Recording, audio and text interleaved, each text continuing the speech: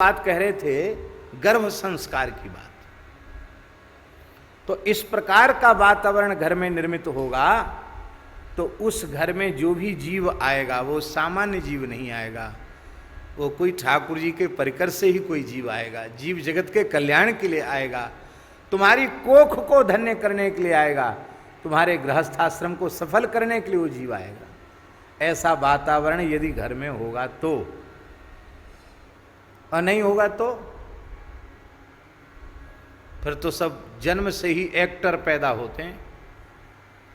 क्योंकि मैया मोबाइल देख रही है, मैया सिनेमा देख रही है, मैया फिल्मी गीत सुन रही है, तो जैसे पेट में ही अभिमन्यु को चक्रव्यूह भेदन आ गया तो पेट में ही सब सीख के आते हैं। छोटे छोटे बच्चे ऐसे ही नाचते हैं जैसे वो एक्टर नाचते हैं।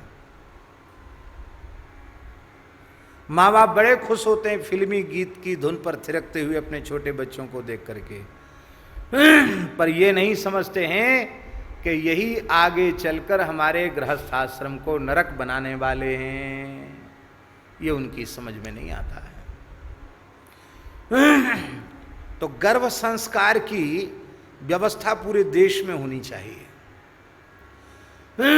गर्भ अवस्था से ही अच्छे संस्कार दिए जाएं। और ये व्यवस्था गुजरात के आनंद में है ना, संतराम मंदिर आनंद में है, आनंद में ही तो है संतराम मंदिर। नडियाद संतराम मंदिर में ये व्यवस्था देखकर बड़ी प्रसन्नता हुई। वहाँ गर्भ संस्कार केंद्र की व्यवस्था है। गर्भिणी माताएं आवें, दिन भर वहाँ रहें, उनको संतों के प्रवचन सुनाए जाते हैं, उनको राम नाम का जप करवाया जाता है, मानस जी का पाठ करवाया जाता है, भगवान का प्रसाद पवित्र सात्विक भगवत प्रसाद आहार के रूप में दिया जाता है, और गर्भ से संवाद स्थापित किया जाता है। वो गर्भस्थ जीव से संवाद करते हैं कि भाई तुम ऐसे हो, तुम भगवान के अंश हो, यूँ हो तो हो, तुम इसलिए आए हो। इस तरह की अच्छी प्रेरणाएं गर्भ को संकेत करते हुए कही जाती हैं।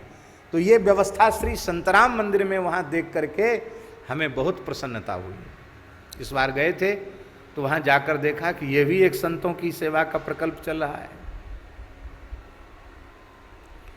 और उसके बड़े अच्छे परिणाम आ रहे हैं। लोगों ने बताया कि उसके बहुत अच्छे परिणाम भी आ रहे हैं। तो कश्यप जी नाराज हो गए कि गर्भिणी माता को